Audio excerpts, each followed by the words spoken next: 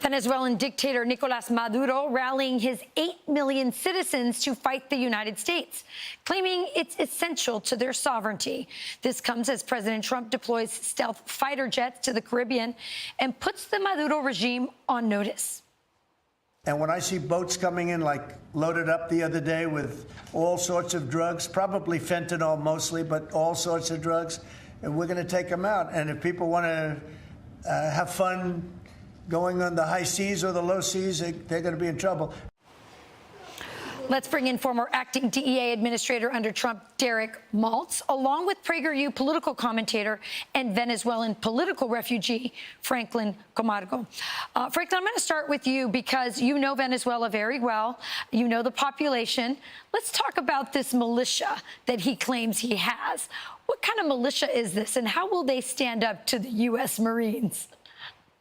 Yes, by using simple math, we know that there are not 8 million people willing to die for Nicolas Maduro in the narco-terrorist state.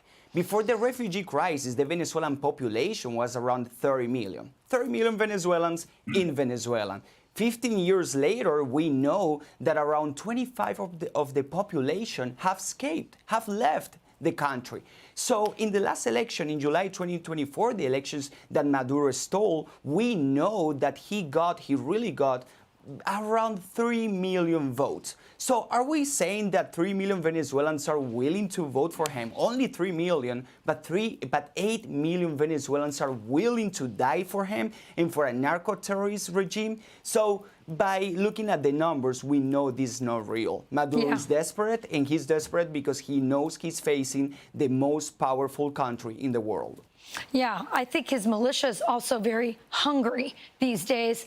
And even if you included those numbers, there's a lot of old people in there. They're the ones who couldn't leave the country as easily as some of the younger people. So this militia is a joke. And by the way, social media is having a lot of fun in Venezuela with the pictures of the militia. So let's move to Derek, because Derek, I'm seeing 10 F-35 fighter jets that have gone into Puerto Rico to assist the fleet of destroyers that are out there. We know there's 4,000 Marines.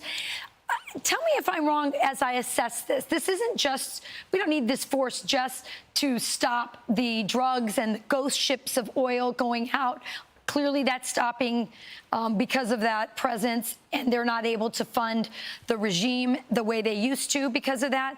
But it's also putting pressure on Maduro. But I think it may be a message to his inner circle as well, because doesn't that presence of the United States make it easier for someone in his inner circle to take the $50 million reward and turn him in when American forces are right there ready to help receive him? Rachel, you're right. Spot on. I mean, this president, the vice president, the secretary, Hegseth, secretary of war, I might add, have made it really clear they will use every tool on the table to keep the deadly drugs out of America, right? The top priority is to keep all Americans safe and secure. They're going to establish law and order, right? 20 years now, at least, Venezuela has been a command and control hub for global drug trafficking, not just in the United States. The leaders in the government of Venezuela have formed this deadly alliance, this dangerous alliance with the terrorists. So, of course, President Trump is brilliant in how he's putting the pressure on the entire regime. They're going to roll. He's going to be out of action soon, one way or another. So the U.S. government, Rachel, is building an army of good to defeat the evil. As you know, because you've been covering this with me for a long time, the kids are dying at record levels. The consequences must be severe. We've never had a terrorist killing this amount of Americans in the history of the United States. So enough is enough. And thank you to this administration. We're finally seeing some progress. Yeah, sending a message to the entire hemisphere. Chinese out, narco dictators out.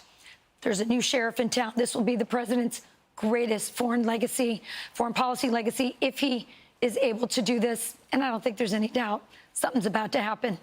All right, Derek Maltz, Franklin Camargo, great insight. Thanks for joining us. Thank you. Thank you.